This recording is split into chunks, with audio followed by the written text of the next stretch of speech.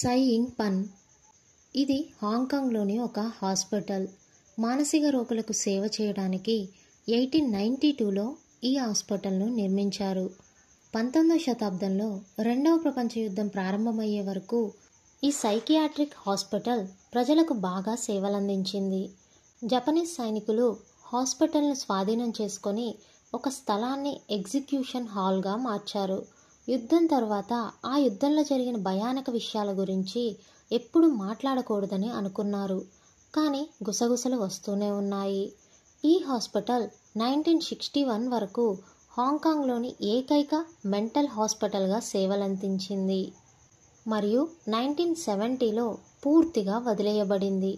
అక్కడ మహిళల ఏడుపు, శబ్దాలు, గుసగుసలు మరియు అడుగుజాడలు, ఇంకా జపనీస్ చేత చంపబడిన చైనీస్ సైనికుల తలలేని ఆత్మలు కనపడినట్లు గుర్తించారు. ఇప్పుడు భవనం పునరుద్ధరించబడింది మరియు స్వచ్ఛంద సంస్థగా కూడా నడుస్తుంది. కానీ ఇప్పటికీ కొన్ని creepy stories, super natural encounters ఇంకా మర్మమైన సంఘటనలు జరుగుతున్నట్లు చెప్తారు.